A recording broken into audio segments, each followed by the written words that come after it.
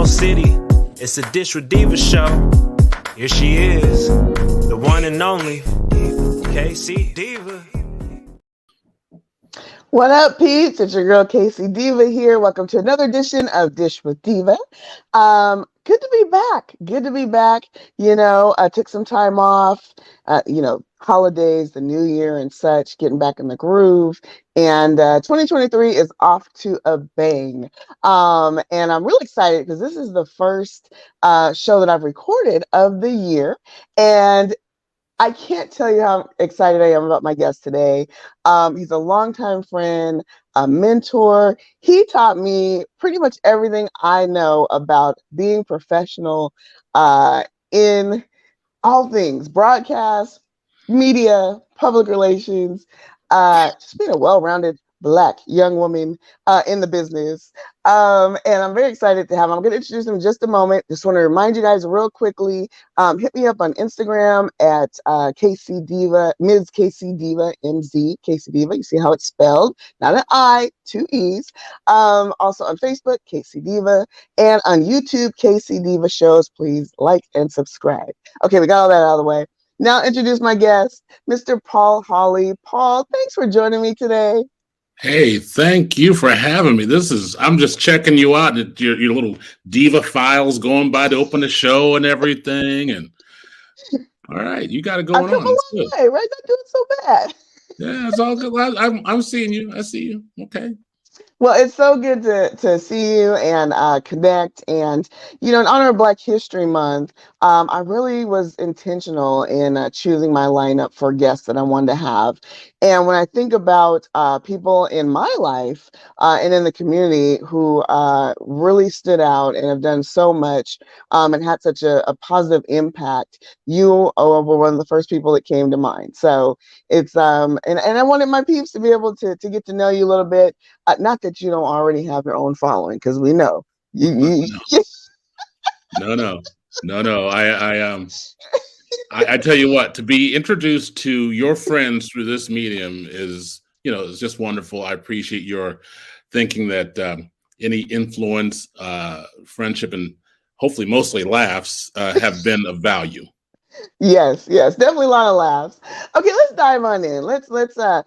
I like to let people know like how I know all these wonderful people I have on the podcast.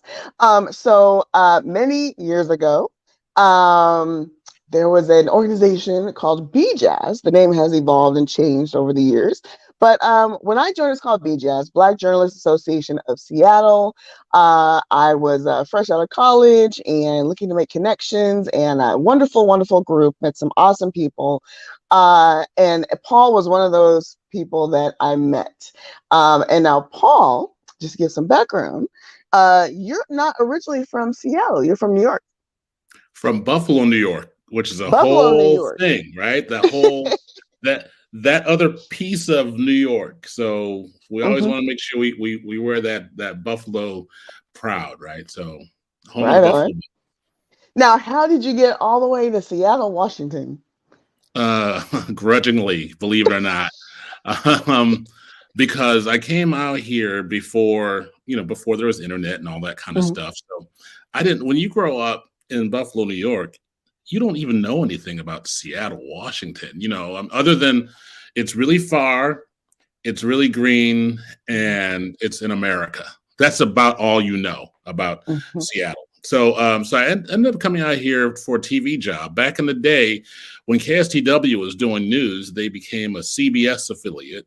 And so they hired, I'd like to think, young talent to come in and help bolster their news team.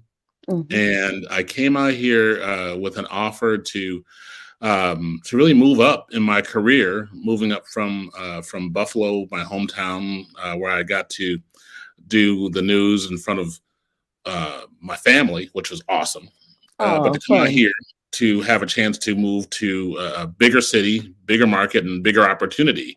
And all those things happened, just not through television.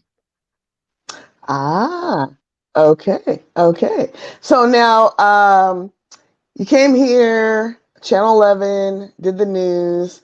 So talk a little bit about broadcast, and we had this conversation the other day. As we know, it can be a beast. Yes. You do sometimes, go to other cities, and that's where you find the work and the job. And if you're really into the business, you'll go pretty much anywhere to kind of get your start, or maybe move up and what have you. Mm-hmm. I'm sure, as an esteemed former journalist as you are, I'm always curious when I talk to folks like you, how you have seen things change over the years. For example, just the way news is reported, the type of news that's reported. Talk a little bit about kind of your experience then and what you're seeing now. Well, first off, I came here in 95, so that's a minute ago. And so I'm at the point in my life, my career, where you start every sentence with, well, back in my day. So there's that.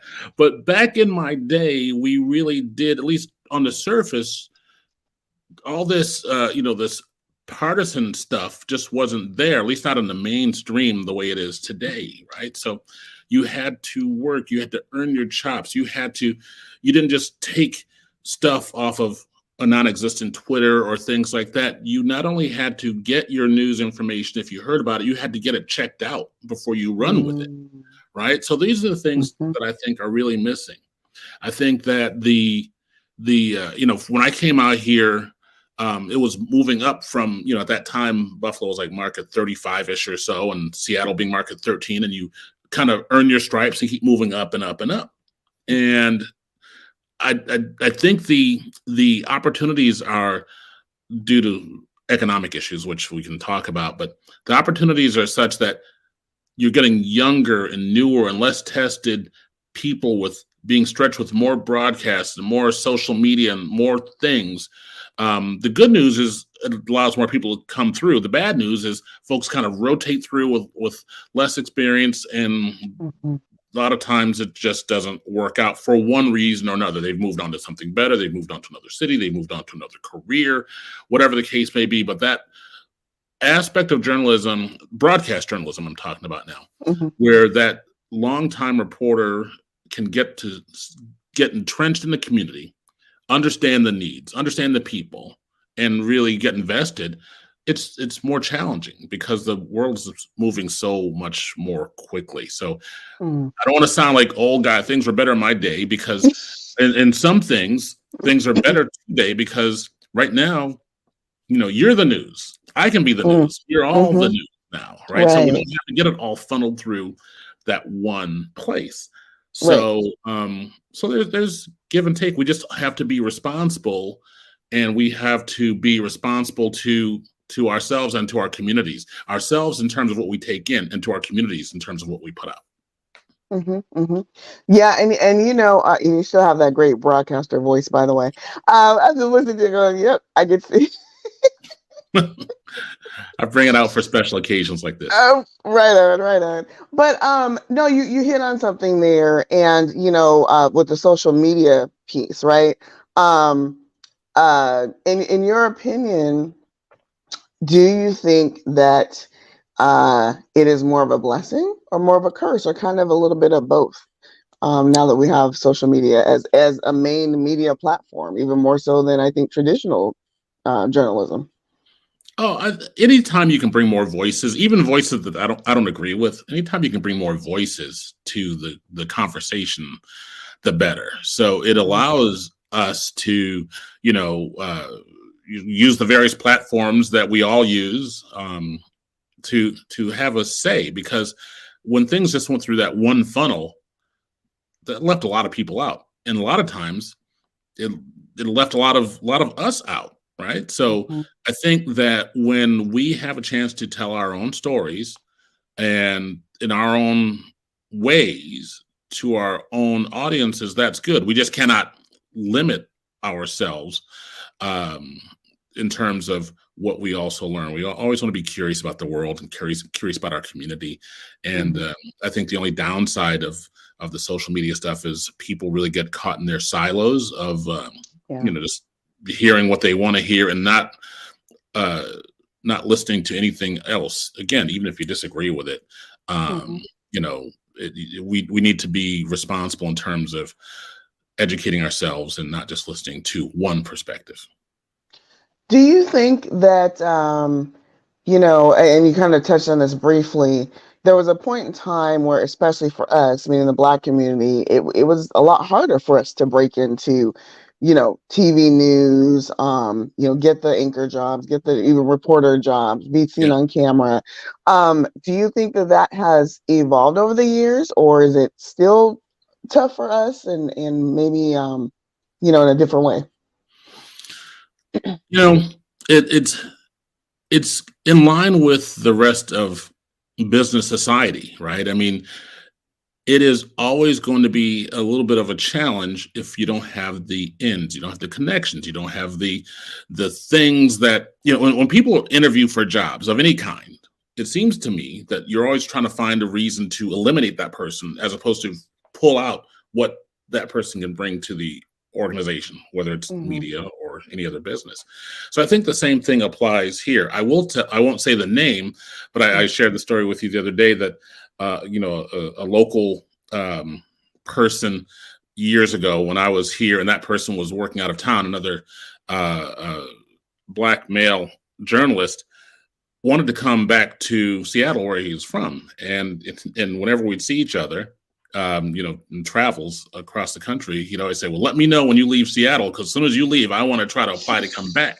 Right. And, and that is a fact. There will be people who may hear me say that and they'll say, oh, come on, you're exaggerating. No, I'm not exaggerating. And that's not the only person. That's just one circumstance. I mean, yeah, there's been back in the day, there was the Black male spot, the Black female spot, depending on the demographics of your city, that may have been whatever other minority may have been prevalent in that locale. But in terms of, like where today, when I get a chance to see a much more diverse news teams and much more inclusive coverage, it's not perfect, but it's a heck of a lot better than it was. Yeah, I agree. I feel like I do see more of us represented, which is great. Especially because a lot of times we find ourselves in positions in competition with each other, right? Like you said, for that one spot that, everybody's vying for. So talk a little bit about, you mentioned the community. I know you're very passionate. Your job now, so you kind of evolved. You did the broadcast thing.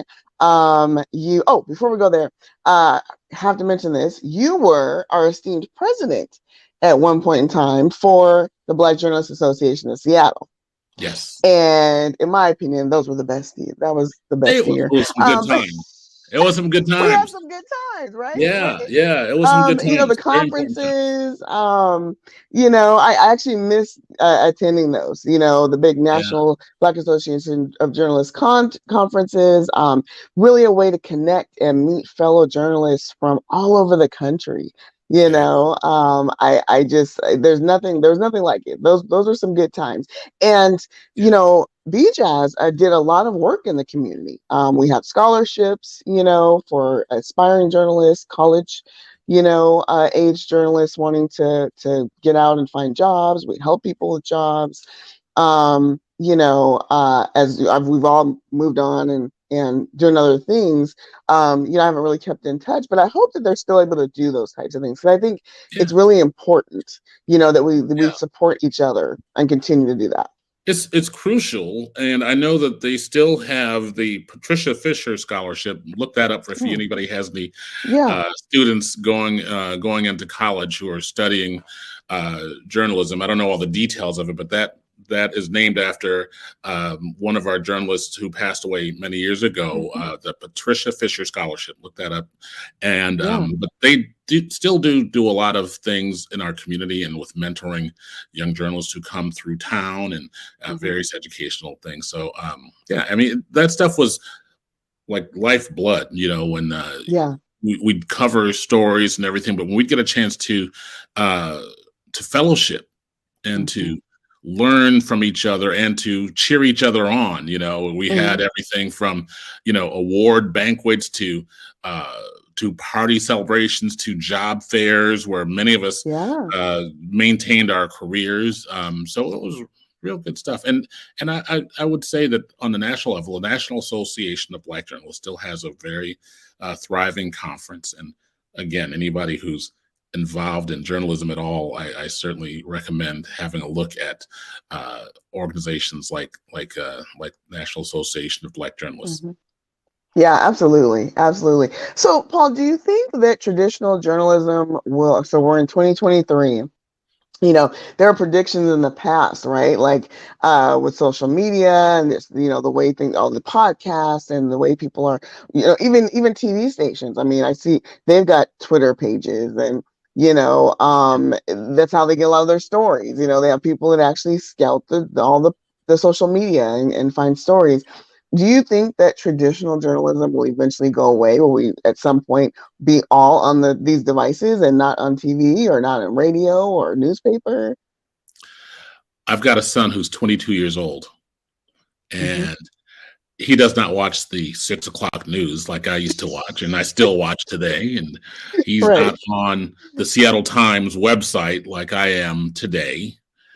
But somehow he's informed of most of the things that I'm aware of. I'll say, did you hear about this such and such? And he'll have whatever means of information he gets it from online. Rarely does he sit in front of a television, and I don't think I've seen a newspaper in his hand in 10 years. Probably never. But the information is coming from somewhere. So as long as there's money still in TV, I mean, they'll just watch it on their phones or devices. It's still the same stuff. It's just coming in a different form. They're not going to sit in front of the television like we would do with a Swanson's TV dinner and some Kool-Aid and watch the news. They're on the go, consuming it in bits and pieces when they want it, how they want it, and in the form they want it. That on-demand culture, I tell you. We had to wait for stuff. They don't have to wait for anything now. They wait till 6 o'clock. Exactly. They can, find it at 7 a.m. in the morning if they want to. Right. So I don't know what the demographic of this is, but if it's a younger demographic, they're like, okay, boomer, move along. Exactly. Exactly. All right. Well, let's talk a little bit about what you're doing now. So now you are with Primera Blue Cross. You are their social impact lead, and you have done some dynamic work in the last few years. I'm gonna let you talk a little bit about what exactly do you do for Primera. A lot of people ask, what exactly do I do? It honestly, it's a dream come true type of a job. My job is I lead the philanthropic work for the company, right? So their contributions to nonprofit agencies, we help provide funding and other support for nonprofits to do the great work they do in communities, right? So that has been just a real blessing and a pleasure to do, because it allows me to take the great resource and commitment that my company has, learn from some great people in the work they're doing in our communities, which is crucial, and bring those two elements together. And to be a part of that process is just amazing. And you've won a few awards, if I remember correctly. For the work that you've done. Some things. We've done some things. The most recent one. I don't know how many folks you have check this out in Alaska. Hopefully somebody.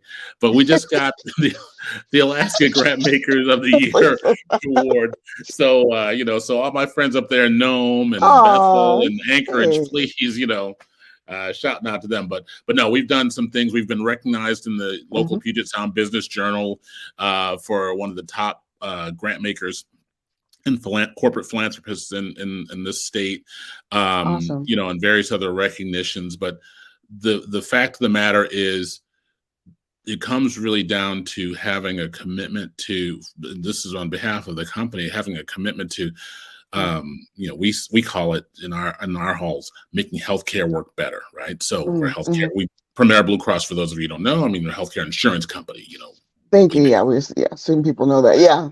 So when we talk about making healthcare work better for our customers, obviously we try to do advocacy, education, paid claims, all that kind of stuff, right?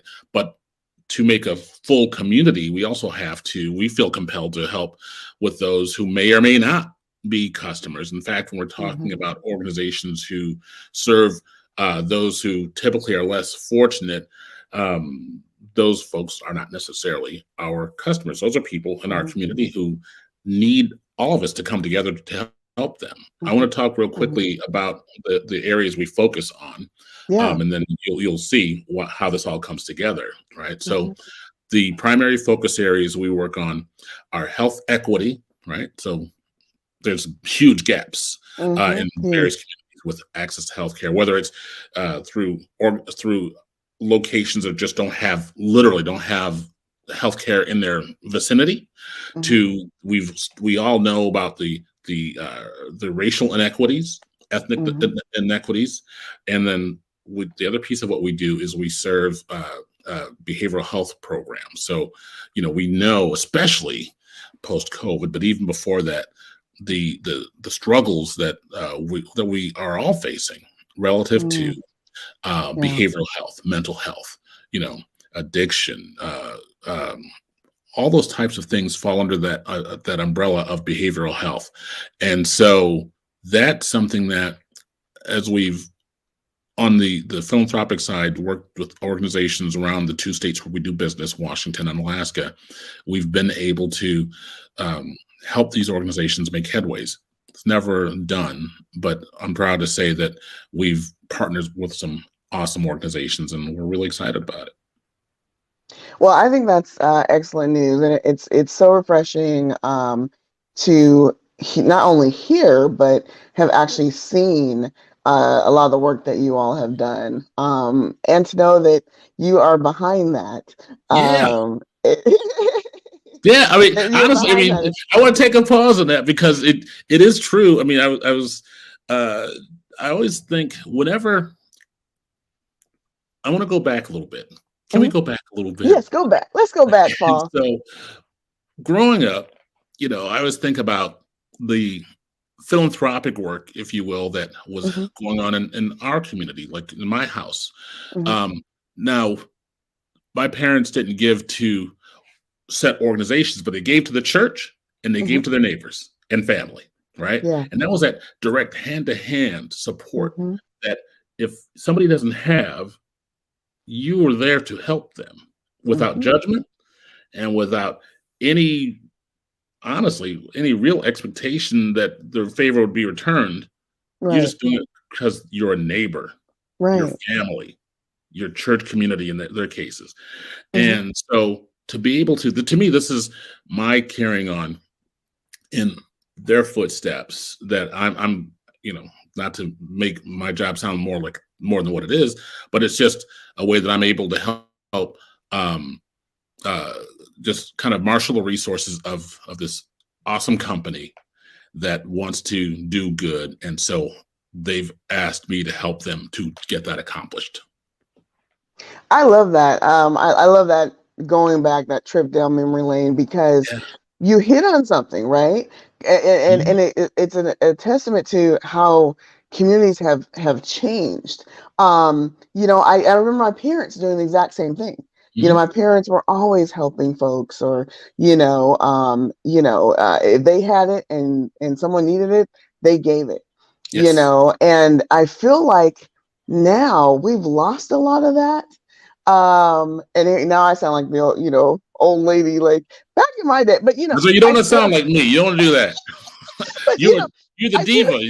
So you just sit and nod respectfully, like yes. Respectfully, but but I can relate to a lot of what you're saying. It's just I have conversations with folks all the time now, right? Like, wow, times are very different. I feel like oftentimes what I see on the internet, what I see on social media, people are very self-serving and okay, if I do this for you, what am I getting in return? I wish we could get back to some of those values of just wanting to help each other out. especially in the, more underserved communities and, folks that really do need help, especially now we don't even talk about inflation and, where we are in the Northwest, especially just to be able to live, to rent, to own, to, thrive, and how expensive things are. So Yeah. I feel like the work that you your organization is doing is amazing, and we need to see more of that, because the need, it just keeps growing, and it's going to keep on, and we need more faces like yours behind those movements. So Well, I am proud to say, honestly, to on that point, it is something that I take very seriously, the responsibility. mhm, Um, I want to, like, I feel like I with the lived experience that I have, in addition to my professional experience that I've gained over the years. Um, I'm not saying I am unique. No one else can do this. A lot of people can do this, but I'm just glad to be one of them that mhm, can, right? And so, um, it's important to be able to, um, be a face, be a voice, and be an advocate. mhm. And I feel very uh, proud of the work that I've been able to do within my company, within my community.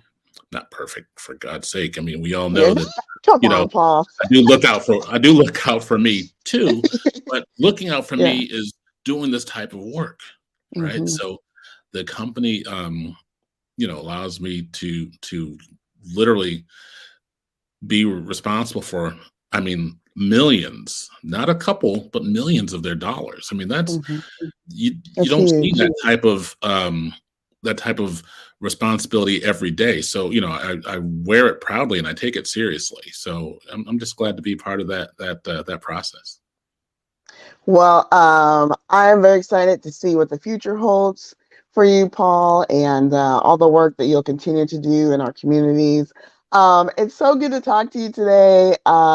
You are just, like I said, just a dear friend, and one of the few awesome mentors that I had in my life, um, who have helped Deeva become who she is. We were laughing the other day, and I was, telling you that certain things would happen and come up, and your voice in my head saying, you should do this or think about this before, having someone, if you don't right now, have someone, even at this age now, still having folks Yeah, like yourself that I know I can pick up the phone and call and say, what do you think about this? Or I need to run this by you. It's so important to have people in your life that you can do that with. And you are at the top of my list. So I'm just so grateful for all that I learned from you and just for your friendship over the years. Before we go, I'll ask you, who are your mentors growing up? Who did you look up to? oh, I mean, I could get into that, but I just want to go straight to my grandparents, right? Because, you know, Aw. I would stay with my grandparents. Mhm. That was my, after school care, right? And so sitting with them, just kind of learning their ways. They're both, they're from North Carolina and everything, Mhm. and watching their kids, so my aunts, uncle, and everything like that come through the house and everything. So I'd say, those are my mentors. They Yeah. put their arms around me literally and figuratively, and that's all part of it. Well, I'm sure they're very proud. All right. Well, good talking with you. Yeah. It's time for us to get out of here. Thank you for watching. I will be back next week, same time, same place, and hope to hear from you. If you have a guest that you want to get on the show, or you are doing something spectacular in the community, you want to come on the show, you know where to hit me up. Until next time, we'll see you.